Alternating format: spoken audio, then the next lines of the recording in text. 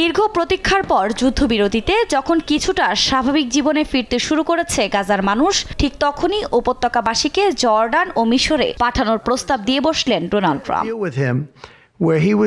মার্কিন প্রেসিডেন্টের এমন প্রস্তাবে আন্তর্জাতিক মহলে শুরু হয়েছে চুলচেরা বিশ্লেষণ। তবে রাজনৈতিক বিশেষজ্ঞদের মতে বিশ্বমোড়ল রাষ্ট্রের প্রধানের এমন প্রস্তাবের পেছনে রয়েছে গভীর ষড়যন্ত্র।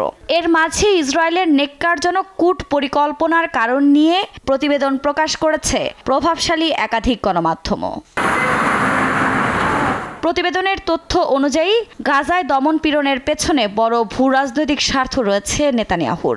যেখানে উচ্চ গতির রেলওয়ে প্রকল্প, গাজার গ্যাস ক্ষেত্র বেশ গুরুত্বপূর্ণ হলেও সবচেয়ে কৌশলগত স্বার্থ হলো মিশরের সুয়েজ খালকে টেক্কা দিতে নতুন ক্যানেল তৈরি করা। এ নিয়ে ইসরায়েলের মতো মাথা ব্যথা রয়েছে যুক্তরাষ্ট্রেরও। তাই অন্ধের মতো সমর্থন জুগিয়ে যাচ্ছে মার্কিন প্রশাসন।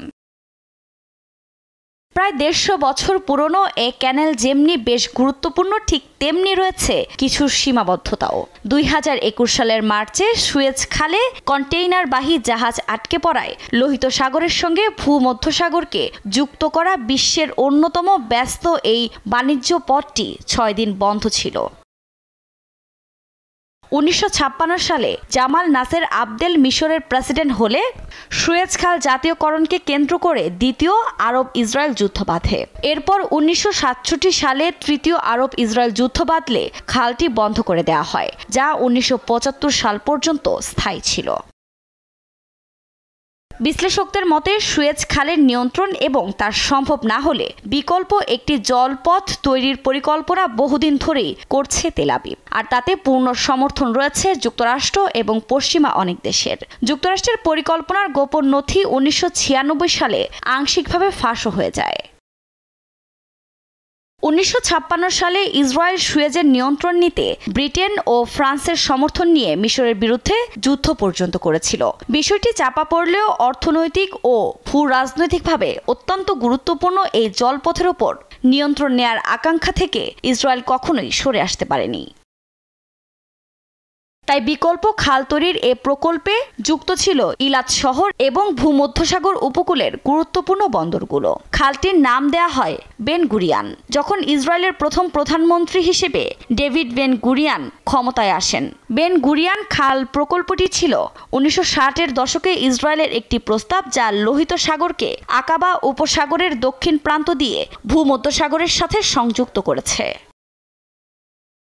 রুটটি পরিকল্পনা করা হয়েছিল বন্দর শহর ইলাত এবং জর্ডানের সীমান্ত দিয়ে, যার মাঝে আরাবাহ উপত্যকা হয়ে নাকাব পর্বতমালা এবং জর্ডানের উচ্চভূমির মধ্যে প্রায় 100 কিলোমিটার এবং মৃত সাগর অববাহিকার পূর্বে পশ্চিমে ঘুরে এবং উপত্যকার মধ্য দিয়ে যাওয়ার জন্য। এটি গাজা উপত্যকা অতিক্রম করে ভূমধ্যসাগরের সঙ্গে সংযোগ স্থাপনের জন্য আবারও উত্তর দিকে যাবে। তাই এ পরিকল্পনা বাস্তবায়নে গাজা দখল করা ইসরায়েলের জন্য অত্যন্ত গুরুত্বপূর্ণ। নথির তথ্য মতে খালটি 300 কিলোমিটার দীর্ঘ হবে, যার সুয়েজ খালের চেয়ে প্রায় 100 কিলোমিটার দীর্ঘ। এই খাল নির্মাণে আনুমানিক ব্যয় ধরা হয় প্রায় $55 বিলিয়ন।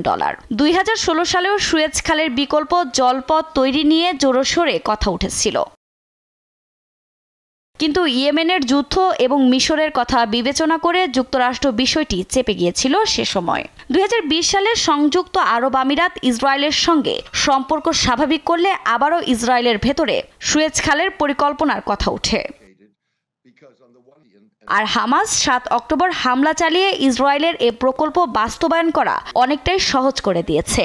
সন্ত্রাসী নির্মূলের নামে নেতানিয়াহু যে আগ্রাসন চালাচ্ছে গাজায়, মূলত তা এ জলপথ তৈরির জন্যই। চলমানের সংঘাতের মধ্যে নীরবে সড়ক বানিয়ে উপত্যকাকে 2 ভাগে ভাগ করার পরিকল্পনা করেছেন নেতানিয়াহু, যে সড়ক গিয়ে পৌঁছাবে ভূমধ্যসাগর উপকূলে। এর মধ্যেই ট্রাম্পের প্রস্তাবও সেদিকেই ইঙ্গিত দিয়েছেন বলেই মত বিশ্লেষকদের। আফরিন মৌ, নিউজ ডেস্ক, দেশ টিভি।